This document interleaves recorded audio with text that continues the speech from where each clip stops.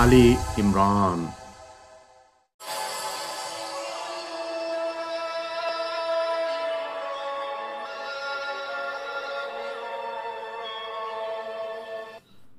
అనంత కరుణామయుడు, అపార కృపాశీలుడు అయిన అల్లాహ్ పేరుతో ప్రారంభిస్తున్నాను.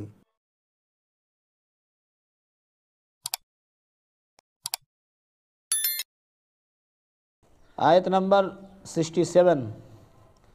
ما كان إبراهيم يهوديا ولا نصرانيا ولكن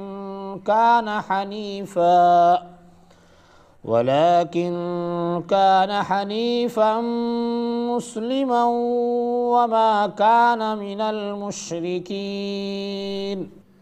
ఆయత నంబర్ 67. ఇబ్రహీం అలైహిస్సలాం యూదుడు కాదు, క్రైస్తవుడు కాదు. ఆయన ఒకే దేవుని వైపు అభిముఖుడైన ముస్లిం. ఆయన ముష్రికులలోని వాడు ఎంత మాత్రమూ కాదు. అరబీలో అనీఫన్ ముస్లిమన్ అని వచ్చింది. అంటే బహుదైవోపాసన భావాల పట్ల విసుగును, విరక్తిని వ్యక్తపరుస్తూ కేవలం ఒకే ఒక్కడైన దేవుని దాస్యానికి అంకితమైన వాడు అని అర్థము. ఆయత్ నంబర్ 68. إن أولى الناس بإبراهيم للذين اتبعوه وهذا النبي والذين آمنوا والله ولي المؤمنين. ఆయత్ నంబర్ 68. అందరికన్నా ఎక్కువగా ఇబ్రహీం అలైహిస్సలాంకు దగ్గర వారమని చెప్పుకునే హక్కు ఎవరికైనా ఉంది అంటే అది ఆయన్ని అనుసరించిన వారికి మరియు ఈ ప్రవక్తకు విశ్వాసులకు మాత్రమే ఉంది. అల్లా విశ్వాసులకు మాత్రమే నేస్తం. ఇబ్రహీం అలైహిస్సలాంను అనుసరించిన ధర్మానికి, ఆయన అనుసరించిన షరియత్కు చేరువుగా ఎవరైనా ఉన్నారు అంటే వారు మహనీయ ముహమ్మద్ సల్లల్లాహు అలైహి వసల్లం మరియు ఆయన అనుచరులైన ముస్లింలు మాత్రమే. అందుకే దివ్య ఖురాన్లో సైతం ఇబ్రహీం అలైహిస్సలాం విధానాన్ని అనుసరించమని మహాప్రవక్త సల్లల్లాహు అలైహి వసల్లంకు ఆదేశించడం జరిగింది. అన్నహలు 123. హదీసులో ఉంది, దైవ ప్రవక్త సల్లల్లాహు అలైహి వసల్లం ఇలా ప్రవచించారు: ప్రతి ప్రవక్తకు ప్రవక్తలలో కొంతమంది స్నేహితులు ఉంటారు. కాగా వారిలో నా పితామహుడు మరియు నా ప్రభువుకు స్నేహితుడైనటువంటి ఆయనే ఇబ్రహీం అలైహిస్సలాం గారే నా స్నేహితులు. ఈ మాట అన్న తర్వాత ఆయన ఈ ఆయతు పఠించారు. సుననే తిర్మిజీ, ఇబ్నే కసీర్ ఆధారంగా. ఆయత్ నంబర్ 69. వద్దత్ తాయిఫతుం మిన్ అహ్లిల్ కితాబి లౌ యుజిల్లూనకుం వమా యుజిల్లూన ఇల్లా అన్ఫుసహుం వమా యష్ఉరూన్. ఆయత్ నంబర్ 69. గ్రంథ బహుళలోని ఒక వర్గం మిమ్మల్ని పెడత్రోవ పట్టించాలని చూస్తుంది. నిజానికి వారు తమను తామే పెడత్రోవలో పడవేసుకుంటున్నారు, కానీ ఆ విషయాన్ని వారు గ్రహించడం లేదు. ముస్లింల పట్ల యూదుల్లో గల అసూయకు, వైరభావానికి ఇది ప్రతిరూపం. ఈ వైరభావం మూలంగానే వారు ముస్లింలను అపమార్గంలోను చెయ్యజూసేవారు. నిజానికి ఈ విధంగా వారు తమల్ని తామే పెడత్రోవలో పడవేసుకుంటున్నారని స్వయంగా వారికి కూడా ఆ విషయం తెలియడం లేదని అల్లా హెచ్చరిస్తున్నాడు. ఆయత్ నంబర్ 70. యా అహ్లల్ కితాబి లిమ తక్ఫురూన బిఆయాతిల్లాహి వ అంతుం తష్హదూన్. ఆయత్ నంబర్ 70.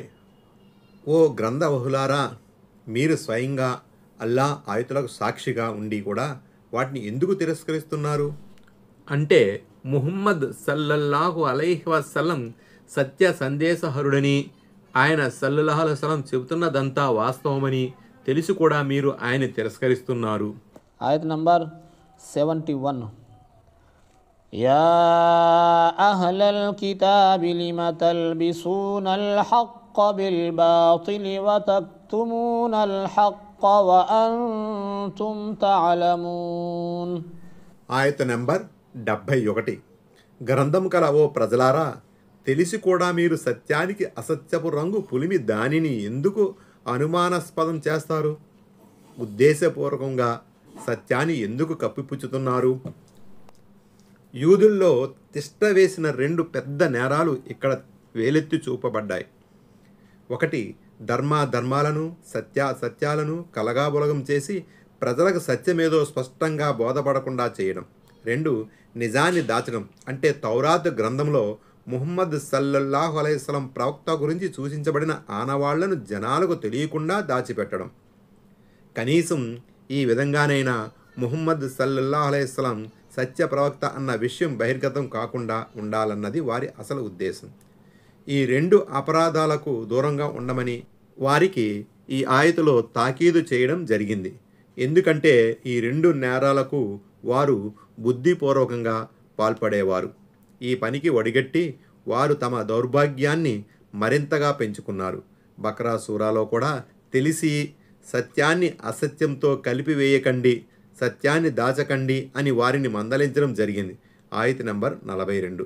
ఇక్కడ గ్రంథవహులు అనే పదం యూదులతో పాటు క్రైస్తవులకు కూడా వర్తిస్తుందని కొంతమంది వ్యాఖ్యాతులు భావిస్తున్నారు.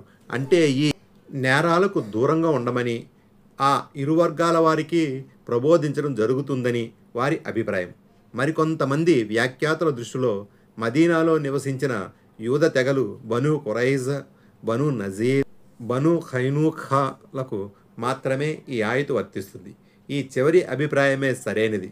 ఎందుకంటే ముస్లింల పట్ల నేరుగా వైరవకిరిని ప్రదర్శించడం ఎల్లప్పుడూ అందరికంటే ముందుండే ఈ 3 తెగలే. ఆయత్ నంబర్ 72.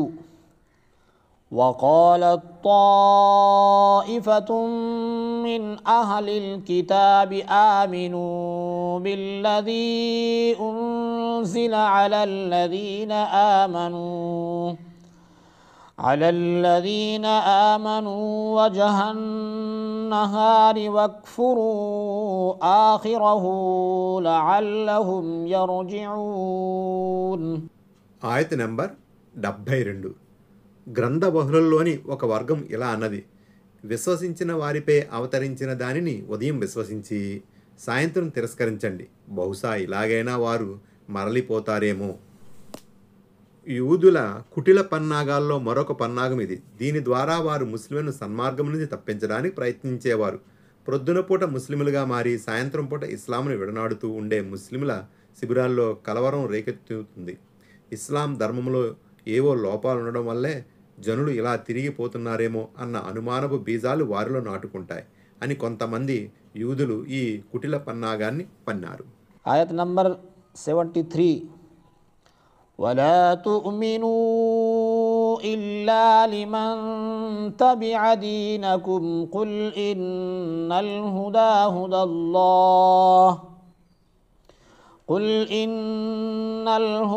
هدى الله أن يؤتى أحد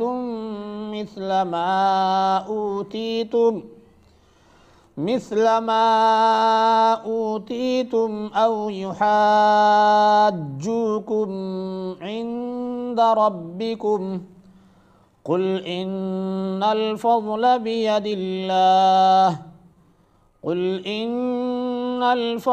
بيد الله يؤتيه من يشاء والله واسع عليم. ఆయత్ నంబర్ 73. మీరు మీ ధర్మాన్ని అనుసరించే వారిని తప్ప వేరెవరిని నమ్మవద్దు అని అంటారు. ఓ ప్రవక్త, వారికి చెప్పు, నిశ్చయముగా అల్లా చూపే మార్గమే సన్మార్గము.